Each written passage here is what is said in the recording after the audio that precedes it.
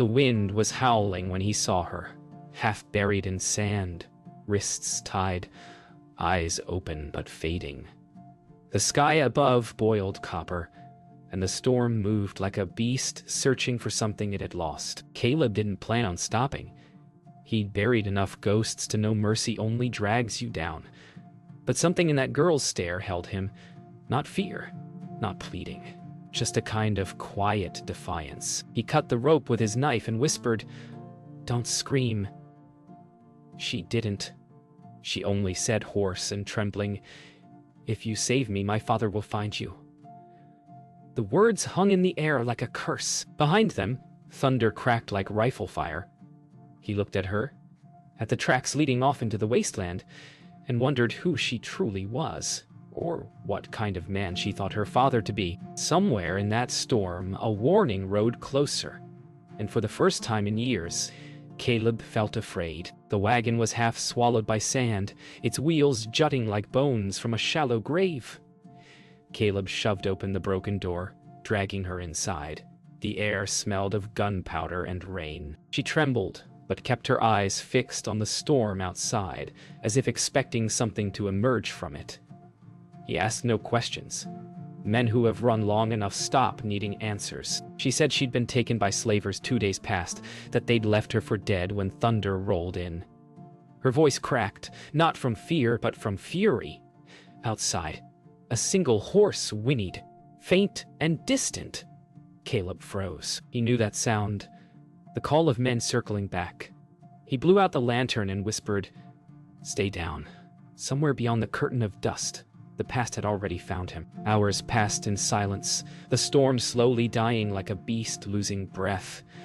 When dawn cracked open the clouds, the land lay still, a dead ocean of red dust. Caleb stepped out first, scanning the horizon. The storm had erased the tracks, but the feeling of being watched remained. Behind him, she stirred, her hair loose around her shoulders, her eyes soft but unyielding. "You should leave me," she said. "My people will come." He almost laughed. A dry, bitter sound. "So will mine," he muttered, though no one had come for him in years. Somewhere between their words hung the edge of something dangerous. Trust, or maybe its shadow. They rode in silence, sharing his horse, her arms faintly around his waist, her head swaying with each jolt. The trail cut through a canyon of red stone, where echoes carried whispers of their movement. She asked where he was heading. "Nowhere that'll take me back," he answered.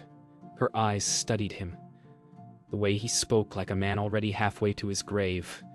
She said her father ruled the plains beyond the northern ridge. "He'll come with the sunrise." Caleb said nothing. He only felt the air grow colder, the wind sharper. He didn't believe in ghosts, but he'd just saved one, and she carried the storm with her. Night fell sudden and hard. They found shelter beneath a rocky overhang, where the wind moaned through cracks like distant voices. Caleb built a small fire from wagon splinters. The flames licked their faces, hers soft, his carved in shadow. She watched him from across the fire and said, "You don't ask who I am." He replied, "You already told me. Someone whose father's gonna find me." She smiled faintly, sad and knowing. "He won't find you to thank you." For a long while neither spoke. Then came the sound of drums, faint and rhythmic, carried by the night wind. Her eyes widened. Caleb reached for his gun. "What is it?" he whispered. "It's them," she said. "He's coming." By dawn the drums had faded into the wind, but the fear they left behind didn't. Caleb and Naili moved quick, the fire buried, the trail cold. The land stretched wide and cruel, all sand and silence, the kind that eats a man whole. She rode steady now, no longer frail, her eyes fixed north where her father's riders would be searching. He asked what kind of man commands 1,000 warriors. She said softly, "The kind who never forgives." He knew that kind. The sun rose behind them, painting their shadows long across the canyon floor. Every hoofbeat sounded like a countdown. He didn't know if he was running toward salvation or straight into the jaws of judgment. By midday, they reached a dry riverbed scattered with old bones and bullet shells. Caleb found a rusted canteen and filled it with what little water pooled beneath the stone. She asked where he learned to survive like this. War, he said without looking up. She didn't ask which one. The scars told enough. The silence between them grew heavy, yet not empty. Each word they didn't speak was another truth buried. When she handed him the canteen, their fingers brushed, small, unplanned. The wind carried a sound then. Not drums this time, but hooves, many. Caleb's eyes narrowed. They're not yours, he muttered. She looked to the horizon, the light catching fear in her eyes. Then they're yours. The riders came fast, kicking up a storm of dust behind them. Caleb grabbed Niley's arm and pulled her toward a narrow ravine. Bullets whined through the air. One struck the rock beside her head, shattering stone. They dove behind a ledge, hearts pounding in rhythm with the thunder of hooves. They'll kill you if they think you took me, she hissed. They'll kill me anyway, he replied. The first rider crested the ridge, rifle raised, face wrapped in a blood-red scarf. Caleb steadied his revolver, took aim and fired. The man toppled, disappearing into dust. She turned toward him, wide-eyed. Now they'll never stop. He reloaded in silence. They never do. They rode until night broke open above them. Stars cold and sharp as steel. The air turned thin and bitter, the kind that made words freeze in your mouth. Caleb's horse staggered but pressed on. Nayeli looked back, watching the flickers of firelight far behind, torches of their pursuers. They won't stop till I'm dead, she said. He didn't answer because he knew men who hunted with that kind of fire. He'd been one once. We can make it to the ridge before sunrise, he said. Then what? She asked. He didn't know. The wind carried the scent of smoke, faint but real. Another camp ahead. Every direction meant danger. They found the camp near the ridge, an abandoned army outpost swallowed by sand. Caleb led the horse into the crumbling walls, scanning for signs of life. Inside, half-buried crates of ammunition and faded maps whispered of wars long over. Nayeli ran her hand along a rusted cannon. Eyes distant. Men build these things to keep death out, she said softly. Why? But death always finds a way in. Caleb tossed her his canteen.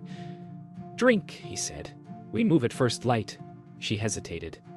If my father finds you, he won't ask why. He met her gaze. Steady, tired, defiant. Then I'll answer anyway. At sunrise, the desert was quiet. Too quiet. Caleb awoke to the distant echo of drums, but these weren't the same as before. Slower, measured, military. He climbed the ridge and saw a column of riders below, soldiers in dust-worn coats led by a man whose posture never bent, even in the saddle. Marshal Clay Harlow, gray hair slicked back, badge catching the sun like a mirror. Caleb felt his stomach drop. You know him? Nayeli asked. He nodded once. He's the reason I can't go home. Below. Harlow's men stopped beside Iron Elk's scouts, two worlds meeting under the banner of vengeance. The hunt had become a war. Caleb and Nayeli rode through gullies where the wind howled like ghosts of fallen men. He could hear faint echoes behind them. Riders closing in, boots grinding stone. You can't outrun him, she said. You can't outrun either of them. He smiled grimly. Ain't planning to. They stopped near a dry arroyo where a broken telegraph line swayed like a dying snake in the breeze. He watched her study the horizon, face painted in gold and sorrow. You think your father's men will kill me? He asked. I'll try, she said softly. But he won't. Not until he knows why you saved me. Caleb loaded his revolver one bullet at a time, each click a prayer he didn't believe in. Marshal Harlow stood before Iron Elk's council fire, the two men speaking through a translator who could barely keep his hands from shaking. The man you seek, Harlow said, is a killer. I'll bring you his body. Iron Elk's eyes narrowed. I do not want his body, he said. I want my daughter. The flames crackled between them, sparks lifting into the night. For a moment, Harlow's face softened, then hardened again. You'll have her, he said. But the man dies first. The chief rose slowly, his shadow stretching across the firelight like a mountain. Then we ride together. And somewhere beyond the fire's edge, a hawk screamed, sharp, lonely, and final. Caleb knew the land would turn against him soon. No water, no cover, no mercy. He led Nayeli through a maze of jagged ridges until the sun bled into dusk. When they stopped, she looked exhausted but proud, like someone who'd learned to hide pain behind silence. He handed her a crust of bread, but she refused. You should eat, she said. You saved me. He almost smiled. Don't make it sound noble.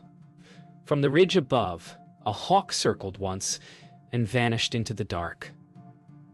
Caleb felt the old ache in his chest, the one that came before a bullet found its mark. He knew the circle was closing. The trap sprung just after midnight. Caleb heard the whistle, 3 short, 1 long, and knew it was over. Shots cracked from the darkness, muzzle flashes like lightning strikes across the canyon walls. He pushed Nayeli toward the rocks, shouting for her to run. Bullets carved the sand around them. He fired back, hitting 1 shadow, maybe 2. The echoes swallowed everything. Then came a silence that felt heavier than gunfire. When he turned, she was gone, taken in the chaos. His heart thundered against his ribs. He dropped his revolver and whispered her name into the wind. But only the desert answered. Somewhere far off, a war drum began to beat again. The night bled into dawn as Caleb stumbled through the ravine, clutching his side where a bullet had grazed him. Blood darkened the sand with every step. He followed the faint prints left by her boots, small, sure, vanishing where the wind touched them. The land changed here. The rock turned black, the air colder. He'd crossed into sacred territory, though he didn't yet know it. Crows circled above, calling in broken rhythm. Each call echoed off the cliffs like a voice warning him back. But he couldn't stop. Somewhere ahead, she was alive or dying, and the desert would not decide which. He muttered to the wind, You said your father would find me. Maybe he already has. By midday, the heat returned, burning away what little strength he had left. Caleb found her tracks again near a dry creek bed, smaller prints beside larger ones, riders. He followed them to a cliff where the wind howled like an open wound. Down below lay the ruins of an old mission, half buried in sand, its bell tower broken, its cross snapped in 2. He saw movement, a flash of white cloth, a shadow disappearing inside. Pain made his vision swim, but he didn't stop. Whatever waited in that ruin, it held his only reason left to keep breathing. Inside the mission, the air was cool and heavy, thick with the smell of ash and time. Caleb stepped through shafts of sunlight filtering through holes in the roof. The walls were painted with fading saints, their faces half gone. He heard her voice then, soft, singing in a language older than the desert. She was kneeling by an altar, her wrists wrapped with strips of cloth. They found me, she said when he approached, but they left me here. To wait. He stared at her, unable to speak. This place, she whispered, is where the dead are judged. His hand trembled as he reached for her, unsure if she was real. Night came fast, swallowing what little hope he had left. Caleb built a small fire in the corner of the chapel, its light trembling across broken pews. Nai sat opposite, her gaze distant. You shouldn't have come here, she said. No outsider leaves this place alive. He chuckled weakly. Wouldn't be the first time I died in the wrong place, she smiled sadly. You don't understand. My father's warriors don't need to find you. The spirits already have. The wind sighed through the hollow walls, carrying the faint echo of drums. Steady, unending. Caleb looked toward the open doorway and saw the first flicker of torches on the horizon. The drums grew louder until the walls themselves seemed to breathe with them. Caleb rose, swaying, revolver in hand. Nayeli stood beside him, no longer afraid. "He's here," she said softly. Outside, shadows gathered. Mounted figures silhouetted against the torchlight. The chief among them, tall and still as stone. Caleb stepped forward into the open, the night air cold on his skin. "I saved her!" he shouted. "I didn't take her." Iron Elk's voice answered through the dark, calm and deadly. "You crossed where you shouldn't. You carry her fate now." Nayela's voice trembled. "Father, he saved my life." Silence fell, deep as the desert itself. Then the chief spoke again. "Then he will earn the right to keep it." Dawn split the horizon in a line of fire. Caleb stood outside the mission's crumbling gate, hands trembling around his revolver. The wind carried the smell of smoke and horse sweat. The coming of an army. Nayeli was beside him, her eyes red from sleeplessness, her voice barely a whisper. "When the sun touches the tower," she said, "they will charge." He nodded, checking his bullets. 5 left, maybe enough. He wasn't fighting to win. He was fighting so she could live long enough to be forgiven. The first horn sounded, low and mournful, like the desert itself taking a breath before screaming. Caleb stepped forward into the light and said quietly, "Let's finish what Mercy started." The riders came like thunder, their horses tearing the ground apart. Caleb fired once, twice. The shots echoed off the canyon walls like defiance made sound. Arrows answered from the storm, slicing the air with deadly precision. Nayeli screamed his name as one struck his shoulder, spinning him backward. He landed hard, sand in his mouth, blood warmed down his arm, but when he looked up, he saw her running toward him. Small against the tide of riders, fearless. He shouted for her to stop, but his voice vanished in the roar. The dust swallowed everything. For a heartbeat, it felt like the earth itself was ending. He awoke to silence, broken only by the crackle of flames. The battle had passed. The air smelled of burned sage and gunpowder. He lay near the mission steps, blood crusted on his arm, the revolver empty beside him. Nayeli was there, kneeling, her face streaked with tears and smoke. "They took my father," she whispered. "He spared you, said the spirits would decide your worth." Caleb tried to rise, but pain drove him back. She pressed her hand to his chest. "Don't speak," she said. "You've done enough." Outside, the wind shifted, carrying the sound of horses retreating. He closed his eyes, unsure if he'd earned another sunrise. By afternoon, the smoke had cleared. Caleb sat outside the mission, arm bandaged with a torn piece of her dress. He watched the horizon, still, empty, endless. Nayeli spoke little, her eyes somewhere far away. "He'll return," she said quietly. "Not to kill you. Not yet." Caleb didn't ask what that meant. He just stared at the desert that had swallowed his sins and given them shape. "You could have left me," he said. "I couldn't," she answered. "You did what no one else would." A faint smile touched his cracked lips. "You don't know me that well." She looked at him then, the kind of look that said she was beginning to. That night, a storm rolled in from the east. Lightning flashed across the plains, revealing shadows moving along the ridge. Watchers, keeping their distance. Caleb and Nayeli sat by a small fire beneath the mission archway. "What happens now?" she asked. "Now," he said, "we try to live with what's left." She nodded, but her face said she already knew better. The storm broke, rain pelting the earth. washing away tracks and blood alike. He watched her through the flicker of fire and rain. The woman he saved, the daughter of the man who'd promised his death. In the thunder's growl, he heard her father's drums again. The war wasn't over. It had only paused to breathe. At first light, Caleb knelt before Iron Elk, bloodied and exhausted, but upright. The chief's eyes, black as obsidian, bore into him. "You saved her," he said, voice low, steady, unyielding. "But that does not forgive the trespass." He gestured toward the horizon where distant mountains loomed, jagged like teeth. "A relic was stolen from my people long ago. Bring it back, and you may leave this land alive. Fail, and you die."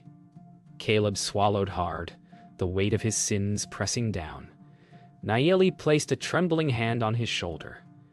"You can do this," she whispered. He nodded once, jaw tight, mind already running through the impossible path ahead. Caleb left at first light, riding into the high desert where the wind screamed through canyons like a chorus of ghosts. Every ridge hid danger, rival scouts, predators, and the silent threat of failure. His wounds throbbed, every heartbeat a reminder he was alive only because he had survived before. Nights were worst. Fire flickering in dry washes, shadows twisting into enemies, wind carrying whispers of the desert's judgment. Nayeli's voice echoed in his mind. "You can do this." He clenched his jaw, gripping his revolver and knife, knowing survival alone would not be enough. The relic demanded more, courage he had buried long ago. By dusk, he found the enemy camp, a cluster of tents and watchfires tucked in a valley. Scouts moved like shadows, quiet but sharp-eyed. Caleb crouched behind rocks, assessing. The relic, a carved stone tablet, sat atop a pedestal in the center. Stealth would be his only ally. One false move and every horse, every rider, every blade would fall upon him. He took a breath, feeling every wound, every sin, every memory he carried. Then he moved. Silent, deliberate, like a shadow claiming what was never meant to leave its people. Sweat, blood, and courage fused as one fading sun. The raid was brief and brutal. Caleb slipped past sentries, snatched the relic, and ran as the camp erupted behind him. Arrows whistled past, striking sand and stone. One grazed his arm, drawing blood. But he pressed on, muscles screaming, lungs burning. The desert rose before him, every step a gamble between life and death. He glanced back, fires flaring, riders spilling into the night, and forced himself forward. When at last the relic was safe against his chest, sweat, blood, and pain blurred together. The desert seemed to hum around him, acknowledging the price paid to claim what had been stolen. Night fell, and Caleb returned to the mission, relic in hand, bones and spirit weary. Iron Elk's warriors waited silently, the chief at the forefront, mounted and still as stone. He dismounted, holding the relic out. The chief's eyes softened ever so slightly. "You have earned this," he said. Caleb fell to his knees, not from reverence, but from relief. Nayeli ran to him, her hands brushing his face, her eyes brimming with tears. The desert was quiet, the firelight flickering across their faces. The storm of the past finally paused. But all knew the dawn would bring choices, and the wind still carried the sound of drums. Dawn broke soft and pale over the desert, the sky bruised with lavender and gold. Caleb returned to the mission, relic in hand, battered but alive. Iron Elk awaited, mounted atop his black stallion, the warriors behind him like shadows made real. Caleb dismounted slowly, holding the tablet forward. "It's done," he said. The chief nodded, voice calm but iron strong. "You've carried what many could not. The debt is paid."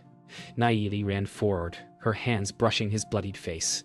Caleb met her gaze, a storm of relief, sorrow, and unspoken words. The desert wind whispered around them, carrying the weight of every choice they had made, and every life they'd touched. The chief dismounted slowly, walking toward Caleb with measured steps. "Your life is spared," he said, "but you do not belong here." Caleb's jaw tightened. He had thought the desert might finally be home, but home had vanished with every choice he'd made. Nayeli reached for him, voice shaking. "Stay." He shook his head, voice low. "Some debts are paid only by walking away." She pressed her forehead to his, silent tears falling. Behind them, the warriors lowered their eyes, the relic safe between two worlds, and the wind whispered of endings, beginnings, and the lives forever changed. Caleb mounted his horse, glancing once at the ruins that had been their refuge and battlefield. Nayeli ran beside him for a few steps, hand gripping his arm. "Will I see you again?" she whispered. He looked down at her, wind tugging at his coat. "Somewhere the desert allows," he said, voice rough, almost a promise. She smiled faintly, bittersweet, letting go. The sun climbed higher, burning away shadows, and Caleb rode toward the horizon, leaving the mission, the warriors, and the woman he had saved behind. Every hoofbeat echoed across empty plains, a rhythm of memory, loss, and survival. Night fell as Caleb pressed on through the plains, a lone figure against the endless sky. Stars shimmered like cold embers above, the wind carrying scents of sage and distant fire. Every mile burned away the past but left its echoes, blood, choices, and promises unmet. He thought of her, her words, the weight of her father's gaze. Somewhere out there, she lived, and that was enough. His hand rested on the relic strapped to his side, a reminder of the impossible path he had survived. And in the silence of the desert night, he felt, for the first time in years, a fragile sense of peace. By sunrise, he reached a ridge, overlooking a valley of orange and gold. Caleb paused, letting the wind wash over him, carrying whispers of everything he had lost and gained. Far below, the mission and warriors were only tiny shapes, a world he could no longer touch.